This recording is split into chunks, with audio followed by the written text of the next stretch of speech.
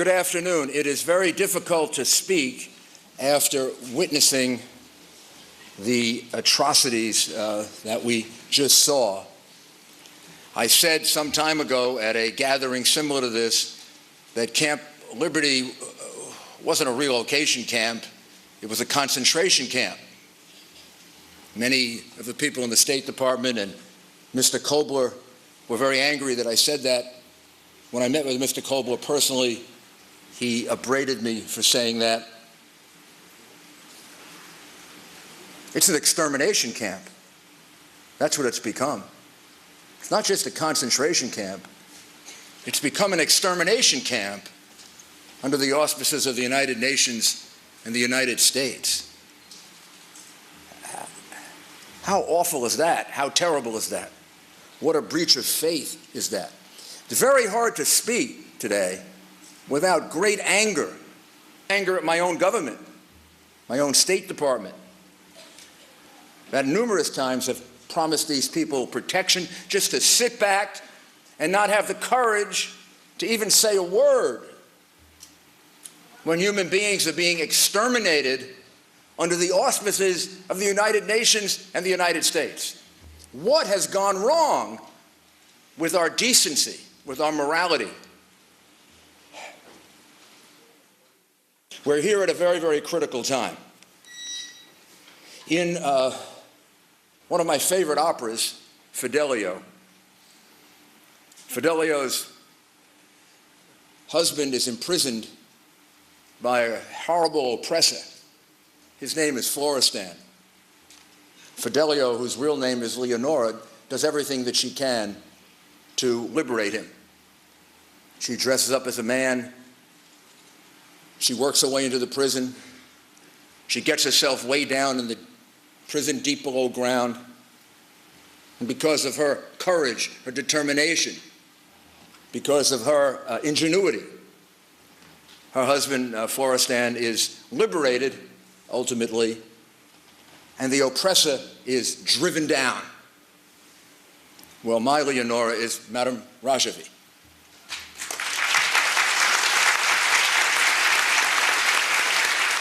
We're here at a time in which the survival of these people who are listening to us. But it's beyond that. We also are here at a time in which the safety and the survival and the security of certainly my country and our allies is in grave jeopardy with this agreement that has been reached, this interim agreement that's been reached with the Iranians to have nuclear enrichment curtailed. This is a very, very dangerous agreement. Iran was being crushed by the sanctions, by the isolation. That election in Iran that elected a so-called moderate came about, everyone believes, because of the effectiveness of the sanctions. The sanctions were crippling. The sanctions pushed Iran to do something it hadn't done in 5 or 6 or 7 or 8 years. Please, when the history of this is written, people have to remember that this organization that Madame Rajavi runs, that many of you are part of and have supported, it wasn't just the sanctions that helped bring about this possibility of an agreement that could have been a valid one. It was the work of the MEK.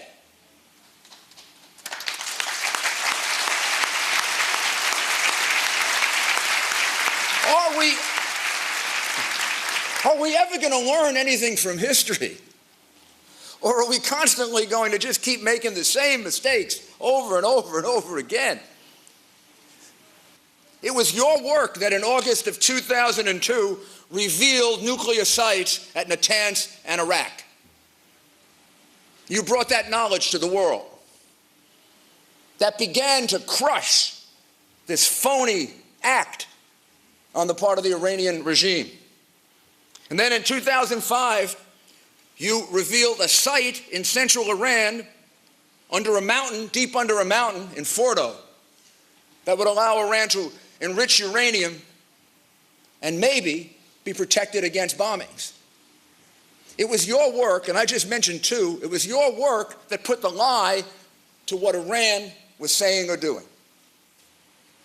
And Rouhani, in his book, in his memoirs, says that at least they got a couple of good years of fooling us.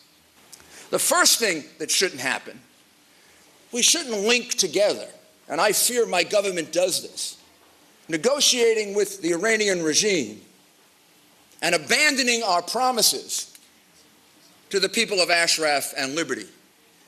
These two things are not connected. But I believe in the mind of my government, I believe in the mind of my State Department, these two things are connected. They believe that if they fight too hard to help the people of liberty and Ashraf, it will undermine these negotiations. First of all, maybe it would be a good thing if we undermined these negotiations. Maybe it would be a good thing if these negotiations started to have some reality built into them. Maybe it would be a good thing if we stood up to Iran and we said, yes, we want you to be nuclear free.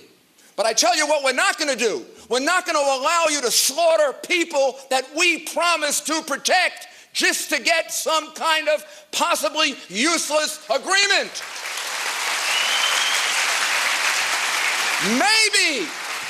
Maybe if we stood up to them, and maybe if we said, stop slaughtering innocent people in Iraq, stop slaughtering innocent people in Iran.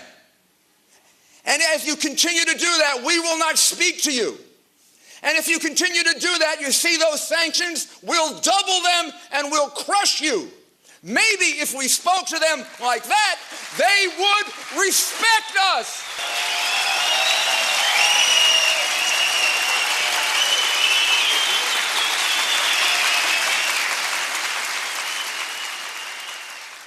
To me, to the Americans who have worked so hard on this, some now for 3 and 4 and 5 years, our heart is broken that our country has in this regard become so dishonorable. I can't imagine why or how this is happening. This isn't a complicated question. These people have been promised protection. Over 100 of them have been killed. It is quite clear they're being killed by the Iraqis. You would have to be a fool to come to some other conclusion. And unfortunately, we seem to have some fools in our government. You would have to be even a bigger fool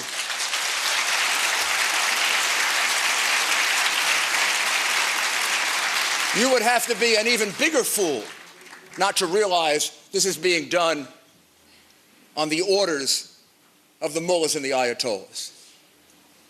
So, if you really want to know what's going on inside Iran, you need a vital MEK in order to do that. And don't you think that right now, part of the effort to continue to pull the wool over our eyes is for Iran and Iraq, as their client state, to do everything that they can to destroy the power of the MEK so they can operate secretly in Iran, and when an agreement is reached, they will go ahead and enrich uranium, and no one, absolutely no one, will be able to get that information to us because the organization that did it before, they are attempting to destroy. It's in our interest to prevent that. So I conclude with 4 recommendations.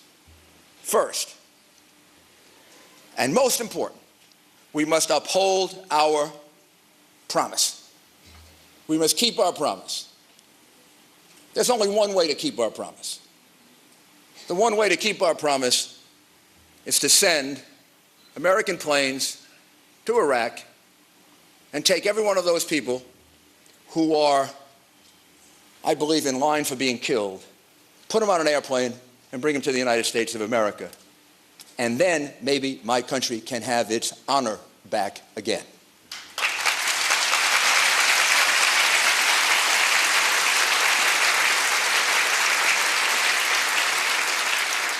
On the nuclear issue, if there ever is a final agreement, there must be inspections without notice. Third, under no circumstances should we accept the legitimacy of the Iranian regime. How can we? How can we? We overthrew Mubarak. We overthrew Gaddafi. We want to overthrow Assad. You're telling me this regime in Iran is any different than those three? In fact, it's much worse than those three. We cannot accept regime change. We cannot accept the legitimacy of a regime who, in the last 100 days, or let's say the first 100 days of the reformers' regime, has killed over 400 people. They're still murderers. They're still killers. They're not just attempting to kill the people of Camp Liberty. They're killing their own people. 4, 5, 6, 7, 8, 9, 10 a day under the reformer. Wake up. And finally, America should recognize that there is a democratic alternative to the regime in Iran. It exists. It's real. It has enormous support. It's gained credibility by the blood of its martyrs. And that alternative is the MEK. Recognizing that will put tremendous pressure. Recognizing that will put tremendous pressure on the Iranian regime. And more important than the Iranian regime, it will give hope to the people of Iran who desperately need hope.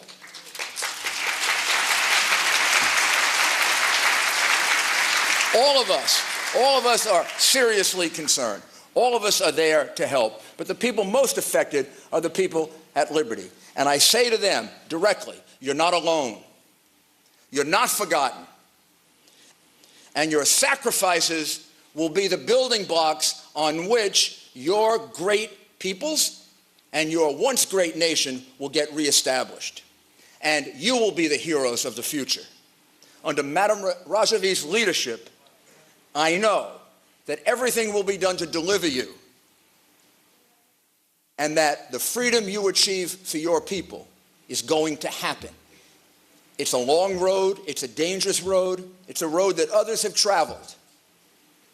But when the idea of freedom is alive, when it has this kind of support, when it has a determined leader like Madam Rajavi, and when it has people who are willing to die for it, freedom prevails, and it will for Iran. Thank you, and God bless you.